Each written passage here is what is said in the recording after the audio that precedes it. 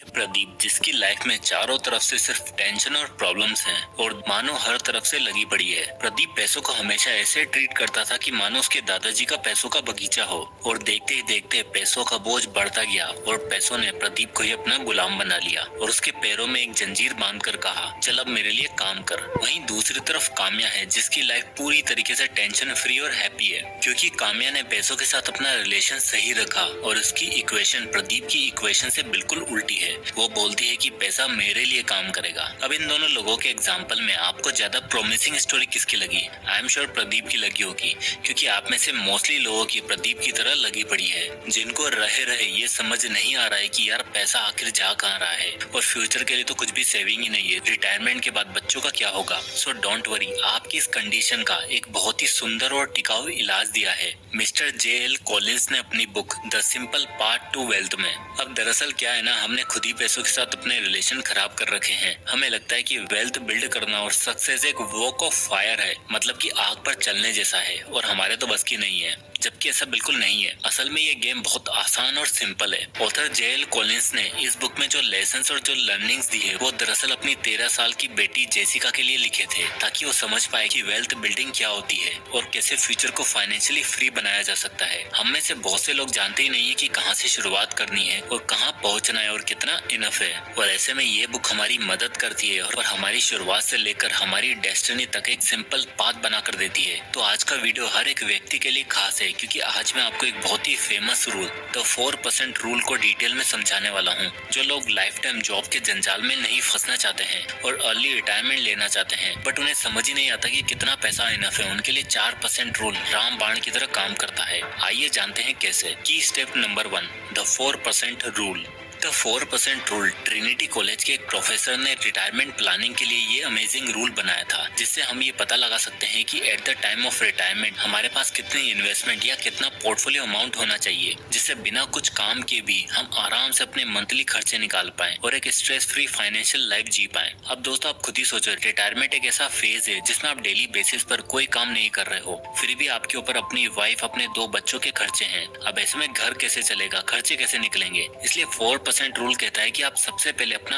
Annual expenses calculate करो और उसे 4% से डिवाइड कर दो। जो अमाउंट निकल कर आएगा वो आपके लिए आपका टारगेट पोर्टफोलियो अमाउंट होगा, यानी उतना पैसा आपको इन्वेस्ट करके रखना है। आइए इसे एग्जांपल के थ्रू समझते हैं। अक्षत नाम का एक लड़का है जो दिल्ली की एक IT कंपनी में 9 to 5 की जॉब करता है। अब दिल्ली जैसे शहर में रहने का कारण rent, wifi, electricity, food, grocery, travel, shopping, इन सबको मिलाकर उसको महीने का 40,000 रुपए खर्च हो ही जाता है। अब उसने सोचा कि यार रिटायरमेंट की एज तक कितना अमाउंट चाहिए होगा जिससे वो फ्यूचर में पैसों को लेकर कभी परेशान ना रहे, इसलिए उसने 4% रूल को समझा। तो 4% रूल के अकॉर्डिंग अक्षत का मंथली एक्सपेंसेस है 40,000 रुपए, तो साल भर का खर्चा हुआ 40,000 मल्टीप्लाई बाय 12, जो कि होता है 4,80,000 रुपए। तो एक रिक्वायर्ड पोर्टफोलियो अमाउंट निकालने का फॉर्मूला है एनुअल एक्सपेंसेस डिवाइडेड बाय 4%, यानी अक्षत का रिक्वायर्ड पोर्टफोलियो होगा 4,80,000 डिवाइडेड बाय 4%, दैट इज 1,20,00,000। या फिर आसान भाषा में जो आपके पूरे साल के खर्चे हैं उसे 25 से मल्टीप्लाई कर दो। तो अक्षत के केस में 4,80,000 को अगर हम 25 से मल्टीप्लाई करेंगे तो वो होगा 1,20,00,000 रुपए, यानी ये 1,20,00,000 रुपए वो अमाउंट है जो अक्षत को अपनी रिटायरमेंट की एज तक किसी स्टॉक में या इंडेक्स फंड में इन्वेस्ट करना है। अब आप सोच रहे होंगे कि चलो मान लिया कि आज की डेट में आपके बैंक अकाउंट में 1,20,00,000 रुपए पड़े हैं, तो हर साल में 4,80,000 रुपए खर्च करूंगा तो 25 साल में तो ये पैसा खत्म हो ही जाएगा ना। और 25 साल तो क्या, इन्फ्लेशन भी तो बढ़ेगा, तो ये पैसा तो और भी जल्दी खत्म हो जाएगा, फिर क्या? तो इसके लिए हमें देखना होगा हाउ डज 4% रूल वर्क्स, यानी कि ये 4% रूल काम कैसे करता है। तो इन्फ्लेशन के साथ ये रूल वर्क करेगा या नहीं, इसे समझते हैं। तो दोस्तों, इंडिया का एवरेज इन्फ्लेशन रेट है अराउंड 7%, यानी आज अगर कोई चीज 100 रुपए की है तो 1 साल बाद वो सामान आपको 107 रुपए या 108 रुपए का मिलेगा। और इसी के पैरेलल हम अपने निफ्टी 50 इंडेक्स फंड को रखें तो पिछले 10 सालों में इंडेक्स फंड ने 14 से 15% तक का एनुअल रिटर्न दिया है। यानी अगर आप आज निफ्टी 50 इंडेक्स फंड में 100 रुपए इन्वेस्ट करते हो तो हो सकता है आपको अगले साल 114 या 115 रुपए देखने को मिले। पर फिर सवाल आता है कि 4% रूल काम कैसे करेगा, कभी हमें ज्यादा पैसों की जरूरत पड़ गई तो चलिए सारे डेटा को हम इन एक्सेल शीट से समझेंगे। तो सबसे पहले हमने देखा कि आपके साल के खर्चे हैं 4,80,000 रुपए। तो जैसा कि हम इस शीट में देख सकते हैं कि पहले साल का एक्सपेंसेस है 4,80,000 रुपए और हम मान लेते हैं कि इन्फ्लेशन 7% से हर साल बढ़ रहा है, तो दूसरे साल आपके एक्सपेंसेस हो जाएंगे 5,13,600 रुपए। इस तरह तीसरा साल आपको खर्चे के लिए चाहिए होंगे 5,49,552 रुपए। तो हर साल आपके एक्सपेंसेस महंगाई की वजह से बढ़ते जाएंगे। अभी शीट में दूसरी तरफ हम कैलकुलेशन को समझते हैं। जैसे कि पहले साल आपके पास टोटल फंड इकट्ठा पड़ा है 1,20,00,000 रुपए, जो कि 4% रूल के हिसाब से हमारे साल के खर्चे का 25 गुना होना चाहिए। तो साल का खर्चा है 4,80,000 रुपए मल्टीप्लाई बाय 25, तो टोटल फंड होगा 1,20,00,000 रुपए। अब आप इन्हें इन्वेस्ट करते हो तो इस शीट में देख सकते हो कि आपको 13% का रिटर्न मिल रहा है। तो इनको इन्वेस्ट करने के बाद साल का आपका प्रॉफिट होगा 15,60,000 रुपए। तो इन 15,60,000 रुपए में से आप 4,80,000 रुपए तो खर्च ही कर दोगे, तो आपके पास साल में पैसे बचेंगे 15,60,000 माइनस 4,80,000, तो पैसा बचेगा 10,80,000 रुपए। तो 1,20,00,000 तो आपके पास पहले ही थे और 10,80,000 आप उसमें और जोड़ दो, तो साल के एंड में आपके पास हो जाएंगे 1,30,80,000 रुपए। ये होगा आपका पोर्टफोलियो अपने खर्चे निकालने के बाद। तो इसी तरह नेक्स्ट आपके खर्चे 5,15,600 रुपए होंगे और आप इन 1,30,80,000 को इन्वेस्ट कर दोगे, जहाँ आपको 13% का अगेन रिटर्न मिल रहा है। तो साल में आपका प्रॉफिट होगा 17,04,000 रुपए, जिसमें से आप साल के खर्चे को माइनस कर दोगे तो 17,04,000 माइनस 5,13,600, तो आपके पास बचेंगे 11,80,800 रुपए। तो साल के एंड में आपका पोर्टफोलियो होगा 1,42,66,800 रुपए। तो इसी तरह आप इस एक्सेल शीट में नीचे आते जाओगे तो आपको दिखेगा कि आपका पैसा कभी खत्म नहीं होने वाला है। और जहाँ पहले साल आपके पास 1,20,00,000 थे, तो इस शीट में जब आप 10वें साल में आओगे तो आपका टोटल पोर्टफोलियो 2,93,15,480 रुपए हो चुका होगा। तो आप कोई भी काम नहीं करोगे और आराम करोगे तो सारे खर्चे निकालने के बाद भी आपका पैसा हमेशा ग्रो ही होता रहेगा। तो ये तो थी पहली कैलकुलेशन। अब आप बोलो कि यार मेरा साल का खर्चा तो 4,80,000 रुपए ही है, बट अभी मेरे पास जो मेरे पूरे साल के खर्चे हैं उसका 25 गुना पैसा तो नहीं है, बट 10 गुना पैसा ही है। यानी कि लगभग अभी आपके पास 1,20,00,000 ना होकर 50 लाख है, तो क्या इतना पैसा इनफ रहेगा क्या? तो वेल, इसका आंसर भी काफी इंटरेस्टिंग है। तो इस सेकंड एक्सेल शीट से हम ये भी कैलकुलेशन करके देख लेते हैं कि 10 गुना पैसा आपके लिए इनफ रहेगा या नहीं। चलो, तो जैसे कि सेकंड शीट में हम देखते हैं कि हमारे साल के एक्सपेंसेस वही 4,80,000 है और इन्फ्लेशन भी वही 7% की दर से हर साल बढ़ रहा है, और अब आपके पास 50 लाख रुपए हैं जिन्हें आप 13% की रेट से इन्वेस्ट करते हो। तो साल में आपको प्रॉफिट होगा 6,50,000 रुपए, जिसमें से 4,80,000 तो आप खर्च ही कर दोगे। तो साल का शुद्ध प्रॉफिट होगा 1,70,000 रुपए। तो अभी भी देखा जाए तो आप प्रॉफिट में ही हो और साल के एंड में फाइनल पोर्टफोलियो होगा 51,70,000 रुपए।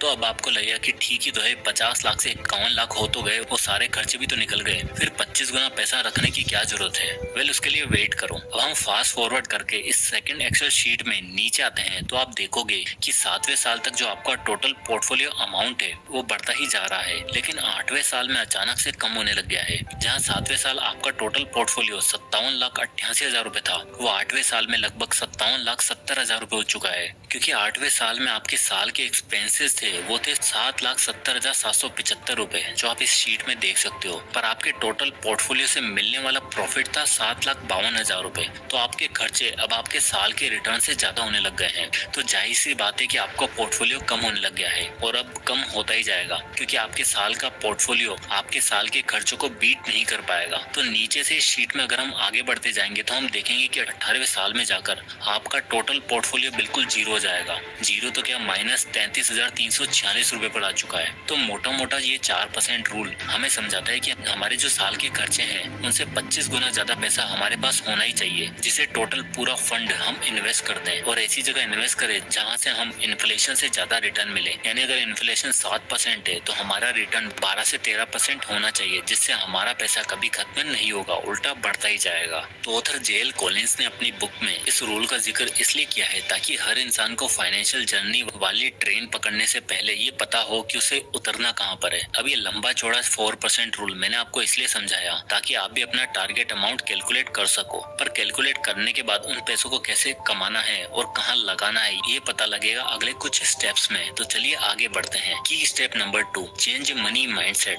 4% रूल समझने के बाद और अपना रिक्वायर्ड पोर्टफोलियो अमाउंट निकालने के बाद जो सबसे पहला काम आपको करना है वो है अपना माइंडसेट बदलना। हमारी सबसे बड़ी दिक्कत यही है कि हम मनी से रिलेटेड, फ्यूचर प्लानिंग से रिलेटेड टॉपिक को फॉर ग्रांटेड ले लेते हैं, जब होगी तब देखी जाएगी वाला एटीट्यूड रखते हैं और इस चक्कर में आकर हम मनी को ठीक से समझ ही नहीं पाते। हम उसे एज ए लायबिलिटी यूज करते हैं, यानी ऐसी जगह पर खर्चा करते हैं जहाँ से और खर्चा होने के चांसेस रहते हैं और जिससे जीरो रिटर्न मिलता है। शुरुआत में तो ये सब ऐशो आराम बहुत अच्छे लगते हैं, पैसा हाथ की मेल है ये सुन के बस उड़ाते चले जाते हैं और खुद के पास नहीं होते तो दोस्तों से ले लेते हैं, पापा से ले लेते हैं और कोई नहीं मिलता तो क्रेडिट कार्ड ही ले लेते हैं। और इन सभी चक्करों की वजह से ये सुंदर स्वर्ग जैसी दिखने वाली जिंदगी नरक लगने लगती है और हमें जगह जगह मुंह छुपाए घूमना पड़ता है कि यार कहीं कोई पैसे न मांग ले। और इसी वजह से हम हमेशा पैसों के गुलाम बने रहते हैं, उसे अपना बॉस मान लेते हैं। बल्कि होना ये चाहिए कि आपको आपके पैसों को एज ए एसेट यूज करना चाहिए, यानी उससे ऐसी चीज खरीदनी चाहिए जो आपको सच में कुछ रिटर्न्स दे और फ्यूचर को लेकर एक सिक्योरिटी दे। लाइक आप स्टॉक्स खरीद सकते हो, बॉन्ड्स खरीद सकते हो जो आपको जिंदगी भर रिटर्न्स देंगे और पैसा आपका बॉस नहीं बल्कि आपका दोस्त बनकर रहेगा। सो वेल्थ क्रिएशन के लिए कृपया पैसों के टॉपिक को फॉर ग्रांटेड ना लें और पिताजी की संपत्ति समझकर माइंडलेसली खर्चा ना करें, बिकॉज आप उसे जिस तरह से खर्च करोगे आपका रिलेशनशिप उसी हिसाब से बनता चला जाएगा। So use money for acquiring assets. Key step number 3, index funds are the way. तो दोस्तों ऑथर बताते हैं कि इंडेक्स फंड में इन्वेस्ट करना उनकी लाइफ का सबसे गेम चेंजिंग डिसीजन था, इसलिए वो अपने हर पॉइंट में अपने हर रूल में इंडेक्स फंड का जिक्र जरूर करते हैं, क्योंकि उनका मानना है कि आपको अगर अपने लिए एक बेटर रिटायरमेंट प्लानिंग करनी है तो index fund are the way to do it. आखिर ऐसा क्यों? तो इसके पीछे सबसे बड़ा रीजन है कि एक नया इन्वेस्टर जो मार्केट में आते ही कंफ्यूज हो जाता है, ये वाला स्टॉक्स उठाऊं, इस कंपनी में पैसा इन्वेस्ट करूं, रिटर्न अच्छा मिलेगा या फिर नहीं, और इसी कंफ्यूजन में वो किसी कंपनी को सेलेक्ट कर उसमें इन्वेस्ट करना शुरू कर देता है और दे दनादन इन्वेस्टमेंट करता चला जाता है, जिससे होता ये है कि अगर उस कंपनी को लॉस हुआ तो उसका पूरा का पूरा पैसा डूबने के चांसेस रहते हैं। पर इंडेक्स फंड जैसे कि इंडिया की सेंसेक्स और निफ्टी 50 इंडेक्स फंड है, इस प्रॉब्लम को पूरी तरीके से सॉल्व कर देते हैं, क्योंकि इसमें इंडिया की टॉप 30 या टॉप 50 कंपनियां लिस्टेड होती हैं और जिस कंपनी का परफॉर्मेंस खराब होता है ये उसे अपनी लिस्ट से हटाकर दूसरी ग्रोइंग कंपनी को ले आते हैं, जिससे इन्वेस्टर का पैसा डूबती हुई कंपनी के साथ डूबता नहीं बल्कि अलग अलग कंपनी में होने के कारण सेफ रहता है। और जैसे कि मैंने आपको बताया कि निफ्टी 50 इंडेक्स फंड में लास्ट कुछ सालों में 13 से 14% का रिटर्न ऑफर किया है। तो अगर आप सोच रहे हो अपनी रिटायरमेंट प्लानिंग करने का तो index fund are the way. तो अगर आप भी अपने लिए बेटर फाइनेंशियल फ्यूचर चाहते हैं तो आज से ही 4% रूल को अपनी लाइफ में अपनाएं। पैसों को लेकर अपने माइंडसेट को थोड़ा बदलिए और जितना जल्दी हो सके उतनी जल्दी इन्वेस्टमेंट शुरू करें। तो आई होप कि ये 4% रूल आपको अच्छे से समझ आया होगा। तो मुझे कमेंट करके बताएं कि आपका रिक्वायर्ड पोर्टफोलियो कितना आ रहा है। तो अगर ये वीडियो पसंद आया तो इसे लाइक करें और ज्यादा से लोगों तक शेयर करें और किस टॉपिक पर आप वीडियो चाहते हैं मुझे कमेंट करके जरूर बताएं, मैं उस पर वीडियो बनाने की पूरी कोशिश करूंगा। तो मिलते हैं नेक्स्ट वीडियो में, तब तक के लिए